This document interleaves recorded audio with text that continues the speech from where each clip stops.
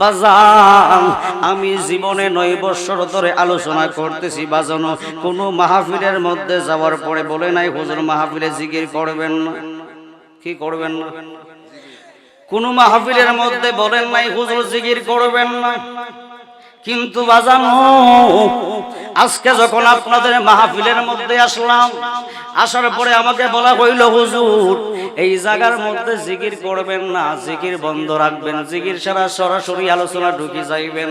এই জন্য আমার বন্ধুরা, আমার বাবারা, যদি আমি হক কথা না বলি হাসরের ময়দানে জিহ্বা কাটা যাইব, 8-10 হাজার টাকার জন্য জাহান্নামী হওয়া যাইতো না। ঠিক কিনা বাবারা? হে আমার বাজানো, ধৈর্য এবং মনোযোগ, এই জন্য আলেম সমাজ লাগব। যদি আলেম সমাজ না লাগে ওয়াজ করা যাইতো না। মাহফিল কমিটির কথায় হাবিবুর রহমান আশিকি ওয়াজ করে না। হাসরের ময়দানে যখন আল্লাহ যখন জিগাইব, ইরে হাবিবুর রহমান আশিকি নাম দিছো, নাম দিয়া তুমি বক্তাগিরির মধ্যে নাম দিয়া তুমি মাহফিলের মধ্যে যাইয়া হক কথা না বইলা মানুষের কাছ থেকে টাকা আনছো, হাসরের মধ্যে যদি আল্লাহ আমি হাবিবুর রহমান আশিকিরে দাঁড় করাইয়া দে, আমি হাবিবুর রহমান আশিকি মাওলা পাকের দরবারে নাফরমান হইয়া যাইব। ঠিক কিনা বাবা? এই জন্য আমার ভাইয়েরা, বন্ধুরা, বাবা আলেম সমাজ ভাইয়েরা, বন্ধুরা, গভীর মনোযোগ। পবিত্র কুরআনে দয়াল আল্লাহ ঘোষণা দিচ্ছেন, ফাযকুরুনি আযকুরকুম ওয়াশকুরুলি ওয়ালা তাকফুরুন। বাজানো আল্লাহ ডাক দিয়া কয়, জগৎ যদি তোমরা আমি আল্লাহর স্মরণ করো, তাইলে আমি মাওলা রব্বুল আলামিন তুমি পাপী বান্দারও স্মরণ করব। ঠিক কিনা বাবারা? এই জন্য গভীর মনোযোগ আলেম ভাইরা, স্বয়ং আল্লাহ নিজে বলতেছেন জিকির করার জন্য। জিকির হচ্ছে আমার বন্ধুরা, আমার বাবারা, এটা হচ্ছে একটা শব্দ, এটার বিভিন্ন অর্থ রয়েছে। এটার মধ্যে একটা অর্থ হইল মাওলাকে স্মরণ করা।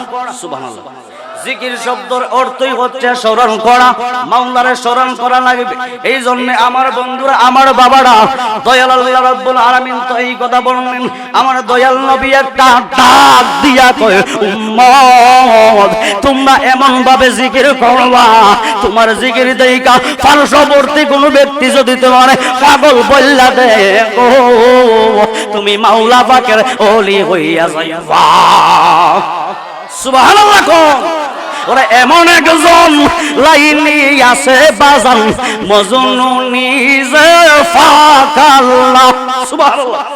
ওরা এমন একজন লাইলি আছে বাজান, মজনু নিজে ফাকাল্লাহ। তোমরা কি গো নাম জানো তার, তোমরা কি গো নাম জানো তার, মুহাম্মদ রাসূলুল্লাহ। আল্লাহু আকবার। এই জন্য আমার বন্ধুরা, আমার বাবারা, কুমিল্লার বাজানো 5টা মিনিট মাওলা পাকের জিকির করবেন। যদি কোনো আলেম ভাইয়েরা থাকেন সরাসরি হাবিবুর রহমান আশিকিরে ধরবেন। আমার বাড়ি হচ্ছে হবিগঞ্জ, আমি কোনো আপনাদের কুমিল্লার না। এই জন্য বাজানো আমার সঙ্গে মিডিয়া আছে, মিডিয়ার সামনে বসে আপনি ফতোয়া দিবেন মাওলা পাকের জিকির করা যাবে না। হয়তো আপনি বলতে পারেন হুজুর এমন জিকির করবেন না যেই জিকির শরীয়তে হারাম। ঠিক কিনা বাবারা?